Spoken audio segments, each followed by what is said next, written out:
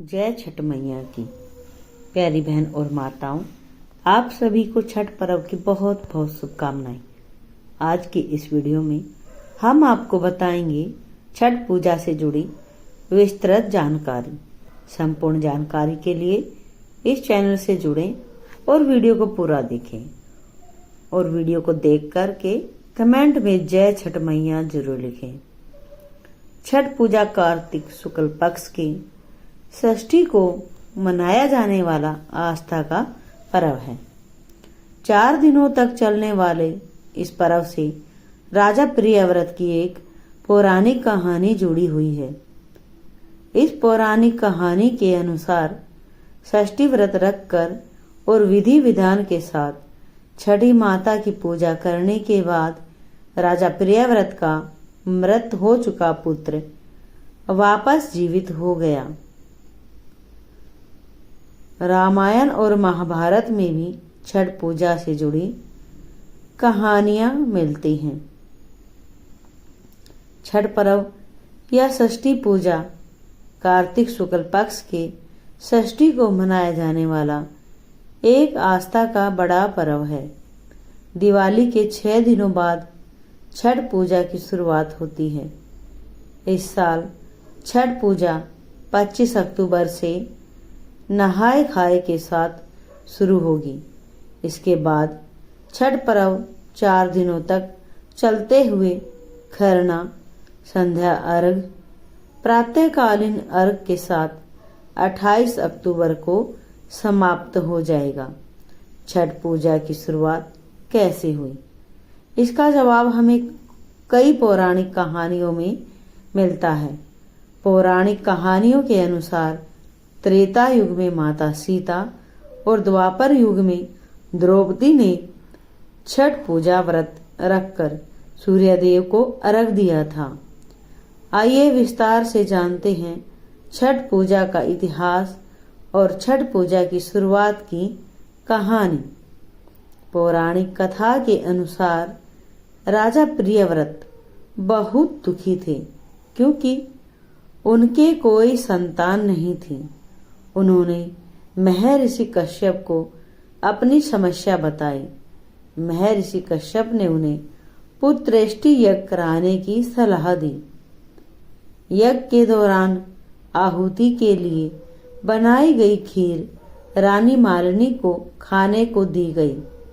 खीर खाने से रानी गर्भवती हुई और उन्होंने एक पुत्र को जन्म दिया, लेकिन दुर्भाग्य से बच्चा मृत पैदा हुआ।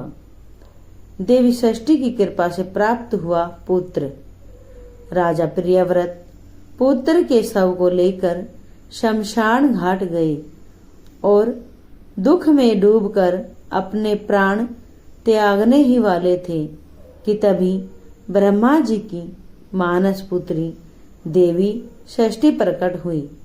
देवी ने राजा से कहा, मैं सृष्टि की मूल प्रवृत्ति के 6ठे अंश से उत्पन्न हुई हूँ, इसीलिए मेरा नाम षष्ठी है। तुम मेरी पूजा करो और लोगों में इसका प्रचार प्रसार करो। देवी षष्ठी के कहने पर राजा प्रियव्रत ने कार्तिक मास के शुक्ल पक्ष की षष्ठी तिथि को विधि विधान से उनका व्रत किया। देवी की कृपा से उन्हें जल्द ही एक स्वस्थ पुत्र की प्राप्ति हुई। राजा ने पुत्र को पुनः प्राप्त करने के बाद नगरवासियों को षष्ठी देवी का प्रताप बताया। तब से षष्ठी देवी की आराधना और उनके व्रत की शुरुआत हुई। त्रेता युग में माता सीता और द्वापर युग में द्रौपदी ने भी रखा था छठ का व्रत। रामायण की कहानी के अनुसार जब रावण का वध करके राम जी, देवी सीता और लक्ष्मण जी के साथ अयोध्या वापस लौटे थे तो माता सीता ने कार्तिक मास की शुक्ल पक्ष की षष्ठी को व्रत रखकर कुल की सुख शांति के लिए षष्ठी देवी और सूर्य देव की आराधना की थी। इसके अलावा द्वापर युग में द्रौपदी ने भी अपने पतियों की रक्षा और खोया हुआ राजपाट वापस पाने के लिए षष्ठी का व्रत रखा था। लोक आस्था महापर्व छठ 2025 शुरू होने में कुछ ही घंटे शेष हैं। इस साल 25 अक्टूबर शनिवार से नहाय खाए के साथ 4 दिवसीय अनुष्ठान के साथ कार्तिक छठ पर्व शुरू हो रहा है। इस दिन छठ व्रती नियम धर्म से सात्विक भोजन बनाकर प्रसाद स्वरूप ग्रहण करेंगे। छठी मैया को ध्यान कर छठ पूजा का संकल्प नहाए खाए पर ही लेने का विधान है। इस दिन छठी मैया और आदित्य देव के लिए गीत गाकर उनका आह्वान किए जाने की परंपरा है। 26 अक्टूबर 2025 रविवार को खरना शाम में 5:35 से रात्रि 8:45 तक है। इस दिन छठ व्रती पूरी निष्ठा से छठी मैया को खीर का प्रसाद बनाकर भोग लगाती हैं। लोहंडा का यह प्रसाद घर परिवार और पास पड़ोस में जनमानस को ग्रहण कराने का विधान है। ऐसी मान्यता है कि खरना का प्रसाद ग्रहण करने से जीवन के सारे दुख मिट जाते हैं, सारे दुख दूर हो जाते हैं। छठी मैया व्रती की सारी मनोकामनाएं पूर्ण करती हैं। 27 अक्टूबर सोमवार को अस्ताचलगामी भगवान भास्कर को का संध्याकालीन अर्घ्य अर्पण किया जाएगा, जिसका समय होगा शाम में 3:10 से 4:56 तक। इस दिन डूबते सूर्य को अर्घ्य अर्पित कर छठ व्रती अपने परिवार की सुख समृद्धि और संतति वृद्धि की कामना आदित्य देव से करती हैं। ऐसी मान्यता है कि ढलते सूरज को जल चढ़ाने से भगवान दिनकर छठ व्रती को भर भर कर आशीर्वाद देते हैं। 28 अक्टूबर मंगलवार को उदयमान सूर्य को प्रातःकालीन अर्घ्य दिया जाना है। सुबह 6:25 से 8:35 तक। इस दिन दीनानाथ के उगते स्वरूप का दर्शन कर छठ व्रती खुशहाली की कामना करती हैं।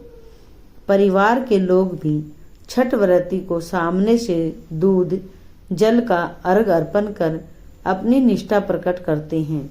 छठी मैया से मंगल कामनाएं की जाती हैं। छठ पूजा का प्रसाद छठ घाट पर ही ग्रहण करने का विधान है। अंतिम चरण में छठ व्रती पारण कर 4 दिवसीय छठ पर्व का अनुष्ठान समाप्त करती हैं। आइए जानते हैं छठ पूजा के लाभ। नंबर 1, जिन लोगों को संतान नहीं हो रही है उन्हें ये व्रत लाभ देता है। इसके अलावा संतान पक्ष से जुड़ी कोई समस्या हो तो भी ये व्रत लाभदायक कहलाता है। अगर कुष्ठ रोग या पाचन तंत्र की समस्या हो तो भी ये व्रत रखना शुभ होता है। नंबर 3, कुंडली में सूर्य की स्थिति खराब हो तो भी ये व्रत रखना लाभकारी होगा।